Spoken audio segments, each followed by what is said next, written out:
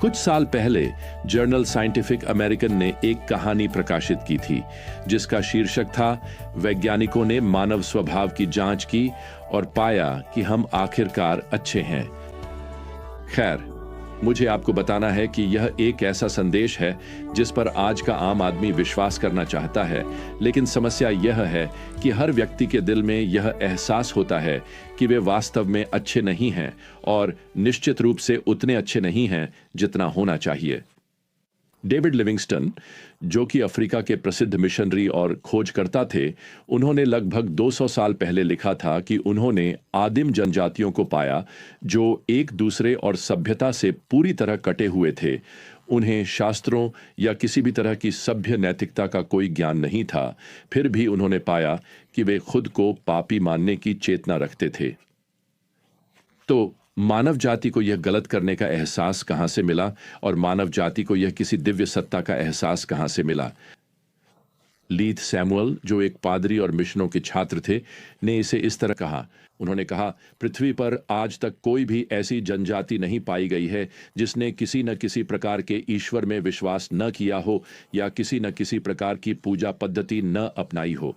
वे जानते हैं कि पाप अस्तित्व में है, वे जानते हैं कि पाप का प्रायश्चित करना आवश्यक है और वे अपने देवताओं को प्रसन्न करने के तरीके खोजते हैं।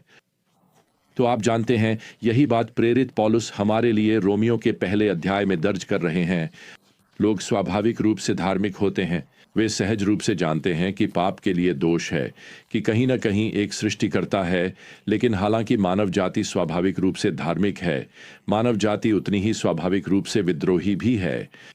तो आज दुनिया भर में ऐसे लोग हैं जो एक पेड़, एक गरुड़ या किसी बुरी आत्मा की पूजा करना पसंद करते हैं, बजाय एकमात्र सच्चे सृष्टिकर्ता परमेश्वर की पूजा करने के।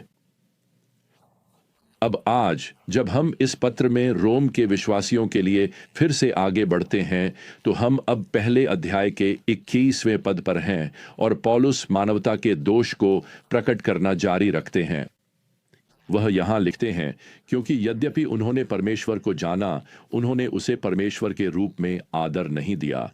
पौलुस यहां यह नहीं कह रहे कि हर किसी के पास परमेश्वर का व्यक्तिगत जीवन बदलने वाला, उद्धार देने वाला ज्ञान है। हर कोई परमेश्वर के बारे में जानता है। दूसरे शब्दों में, दुनिया में आप कहीं भी चले जाएं, हर किसी के भीतर एक सहज जागरूकता होती है कि कोई दिव्य सत्ता है और उनके अपने पापी हृदय हैं। यही बात प्रेरित पौलुस यहां कहते हैं। वास्तव में अविश्वासियों की इस जन्मजात सहज ज्ञान के प्रति पहली प्रतिक्रिया यही होती है कि वे उस सृष्टिकर्ता को महिमा या आदर देने से इनकार करते हैं। परमेश्वर का आदर करना यानी उसे उसके होने के लिए सराहना देना। वास्तव में यहां आदर शब्द यूनानी शब्द डोक्साजो का अनुवाद है। यही शब्द हमें डॉक्सोलॉजी शब्द देता है। देखिए, आज के समय में मानव जाति को पूरी दुनिया में डॉक्सोलॉजी गानी चाहिए थी, परमेश्वर की स्तुति। आपकी मंडली रविवार को इसका कोई रूप गा सकती है। यह कुछ इस तरह है, उस परमेश्वर की स्तुति करो जिससे सारी आशीषें बहती हैं। उसकी स्तुति करो हे नीचे के सभी प्राणी। उसकी स्तुति करो हे स्वर्गिक सेना। पिता, पुत्र और पवित्र आत्मा की स्तुति करो। आप जानते हैं, अविश्वासी पुरुषों और महिलाओं को भी यह गाना चाहिए, पर वे परमेश्वर को महिमा देने से इनकार करते हैं। वे सर्वशक्तिमान सृष्टिकर्ता के लिए डॉक्सोलॉजी गाना नहीं चाहते। लेकिन यहां एक सवाल है हम सभी के लिए जो आज परमेश्वर में विश्वास करते हैं। हम परमेश्वर को महिमा कैसे देते हैं? मेरा मतलब है, चर्च में गाने या निजी भक्ति करने के अलावा हम परमेश्वर की आराधना और उन्हें अपने सृष्टिकर्ता के रूप में धन्यवाद कैसे देते हैं? खैर, मैं कई तरीकों की सूची बना सकता हूं। आप यीशु मसीह को अपने जीवन के प्रभु और स्वामी के रूप में स्वीकार करें। इसमें प्रतिदिन अपने पापों को स्वीकार करना। इसमें आप अपने जीवन के हर पहलू पर उस पर भरोसा करें। इसमें यह भी शामिल होगा कि आप अपने जानने वाले लोगों के जीवन में उसकी इच्छा पूरी होने के लिए प्रार्थना करें। यह चर्च की सेवा किसी भौतिक ठोस तरीके से करना भी हो सकता है। यह निश्चित रूप से परमेश्वर के वचन का सम्मान करना और उसके वचन के माध्यम से परमेश्वर को बोलते हुए सुनने के लिए समय बिताना भी होगा। इसमें नैतिक रूप से शुद्ध जीवन जीना भी शामिल होगा। इसमें अविश्वासियों को अपने प्रभु से परिचित कराना भी शामिल होगा। इसमें निश्चित रूप से परमेश्वर का धन्यवाद करना भी शामिल होगा, अन्य विश्वासियों की सेवाओं और आज दुनिया भर में हो रही अन्य सेवाओं के लिए। मैं आपको बताता हूं, ये वे बातें हैं जो एक अविश्वासी न तो कर सकता है और न ही करेगा। वे उन सभी बातों के लिए परमेश्वर का धन्यवाद नहीं कर सकते जिन्हें मैंने अभी गिनाया है, और वे निश्चित रूप से उसे महिमा भी नहीं देंगे। ठीक यही बात प्रेरित पौलुस यहाँ पद 21 में कह रहे हैं। यद्यपि वे परमेश्वर को जानते थे, आप यहाँ के बारे में छोटा सा शब्द जोड़ सकते हैं, यद्यपि वे परमेश्वर के बारे में जानते थे, उन्होंने न तो उसे परमेश्वर के रूप में आदर दिया और न ही उसका धन्यवाद किया। तो मैं आपको बताता हूं, अविश्वासी बस कृतज्ञ होते हैं। प्रियजनों, क्या आपने कभी सोचा है कि एक विश्वासी और एक अविश्वासी के बीच अंतर करने वाली मुख्य विशेषताओं में से एक यह है कि विश्वासी के पास परमेश्वर को धन्यवाद कहने की इच्छा और सामर्थ्य होती है, और वह सच में दिल से ऐसा करता है। तो आज आपका जीवन कितना अलग और विशिष्ट है। क्या आप परमेश्वर के सामने अपनी शिकायतें उसी तरह दर्ज करते हैं जैसे कोई होटल का ग्राहक जिसे तौलिए, गद्दा, खाना या होटल की खिड़की से दिखने वाला दृश्य पसंद नहीं आता तो वह प्रबंधक से मिलने की मांग करता है? यही तो संसार का परमेश्वर के प्रति रवैया है हर बात में। अब पौलुस यहाँ 21वें पद में अविश्वासी की एक और विशेषता का वर्णन करते हैं। वे अपनी सोच में व्यर्थ हो गए और उनके मूर्ख हृदय अंधकारमय हो गए। दूसरे शब्दों में, वे परमेश्वर के अस्तित्व के बारे में जो सत्य स्वाभाविक रूप से जानते हैं उसे अस्वीकार कर देते हैं, और ऐसा इसलिए है क्योंकि वे ऐसे परमेश्वर को नहीं चाहते जिसके प्रति उन्हें जवाबदेह होना पड़े। वे अपने पापों को छोड़ना नहीं चाहते, इसलिए उनका समाधान यह है कि वे अपने दिलों पर पर्दे डाल लें। वे सत्य के प्रकाश को रोकने के लिए पर्दे खींच लेते हैं। समस्या यह है कि अब वे धार्मिक विचारों और अटकलों की एक उलझन भरी भूल भुलैया में भटकने के लिए छोड़ दिए जाते हैं, जो न तो कोई आशा देती है और न ही कोई वास्तविक मुक्ति। मैं स्वयं भारत के एक हिंदू मंदिर में खड़ा हुआ हूं और मैंने वहां शांति पाने के उनके निर्देश पढ़े हैं, और सच कहूं तो वह केवल मानवीय प्रयास के अलावा कुछ नहीं है। वहां ऐसा कोई परमेश्वर नहीं है जो किसी को बचा सके। ये उतना ही निराशाजनक है जितना कि उस बौद्ध मठ में सिखाया गया जीवन चक्र। वे चक्र को घुमाते हैं और आशा करते हैं कि वे प्रार्थनाएं उनके भगवान तक पहुंच जाएंगी। यह उतना ही भ्रमित करने वाला है जितना कि आज की कुछ प्रोटेस्टेंट संप्रदायों द्वारा घोषित किया गया। जैसे कि हाल ही में मैंने सुना है, कुछ नए भजन लिखे गए हैं जिनमें भगवान को एक दिव्य माता के रूप में दर्शाया गया है। यह काफी भ्रमित करने वाला है।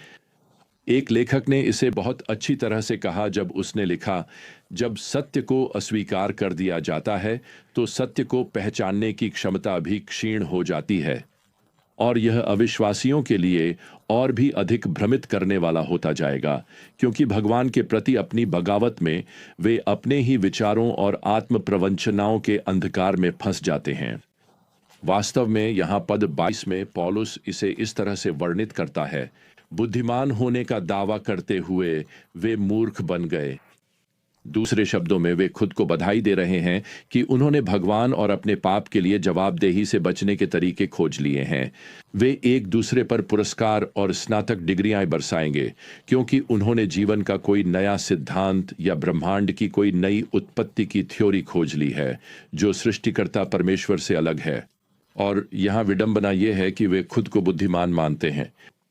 परमेश्वर उन्हें, पौलुस लिखते हैं, मूर्ख मानते हैं। वास्तव में यहाँ जो यूनानी अभिव्यक्ति है, क्योंकि वे मूर्ख बन गए, वह यूनानी शब्द मोरिनो से आती है, जिससे हमें अंग्रेजी शब्द मोरॉन मिलता है। मानवता खुद को सर्वज्ञानी बता रही है और परमेश्वर कहता है कि वे मूर्ख हैं। खैर, ये तो बहुत प्रशंसनीय नहीं है, है ना? अब पौलुस उनकी मूर्खता का प्रमाण देता है।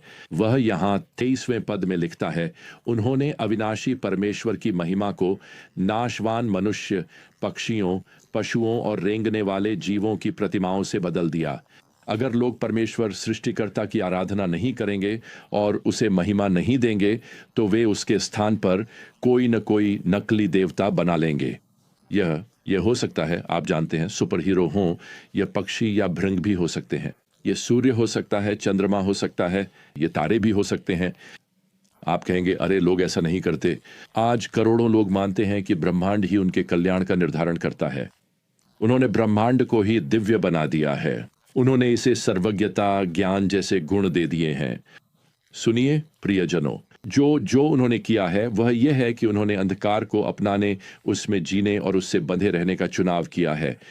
जब यीशु ने विश्व इतिहास के अंधेरे मंच पर कदम रखा तो यूहन्ना के सुसमाचार में अध्याय 1 पद 9 में उनका वर्णन इस प्रकार किया गया, वह सच्चा प्रकाश जो हर एक मनुष्य को प्रकाश देता है।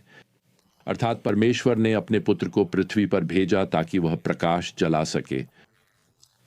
तो मैं आपको बताना चाहता हूं, आज की पूरी दुनिया जरूरी नहीं कि उस प्रकाश को चाहती हो। वे सृष्टिकर्ता परमेश्वर के लिए स्तुति गीत गाना नहीं चाहते, लेकिन वे किसी न किसी प्रकार की स्तुति तो गा ही रहे हैं, क्योंकि वे किसी न किसी को या किसी चीज की प्रशंसा कर रहे हैं। तो सवाल यह नहीं है कि क्या आप विश्वास करते हैं, सवाल यह है कि आप किस पर विश्वास करते हैं, या और बेहतर कहें तो आप किस में विश्वास करते हैं। बाइबल हमें बताती है कि एक दिन वे सभी जो यीशु मसीह में विश्वास करते हैं हमारे सृष्टिकर्ता और उद्धारकर्ता की स्तुति में एक स्तुति गीत गाएंगे। इन गीतों के बोल भी हमें परमेश्वर के वचन में दिए गए हैं। वे कुछ इस तरह से हैं, जो सिंहासन पर बैठा है और मेमने को आशीर्वाद, आदर, महिमा और सामर्थ्य सदा सर्वदा मिलती रहे। यह प्रकाशित वाक्य 5:13 है। तो आज हमारा जीवन वास्तव में उस महिमामय दिन के लिए एक पूर्वाभ्यास है, जब हम स्वर्गीय सिंहासन के सामने पिता और मेमने की आमने सामने आराधना करेंगे, जब हम परमेश्वर की महिमा और आदर के लिए स्तुति गीत गाएंगे। तो मेरी सिफारिश ये है, आइए आज हम इस तरह के आभारी दृष्टिकोण का अभ्यास करें। आइए हम इस दृष्टिकोण का अभ्यास करें। आइए आज हम स्तुति गीत गाने का अभ्यास करें। तो जब तक हम अगली बार फिर मिलें, प्रियजनों, प्रभु यीशु मसीह का अनुग्रह, परमेश्वर का प्रेम और पवित्र आत्मा की संगति आप सभी के साथ बनी रहे। आमीन।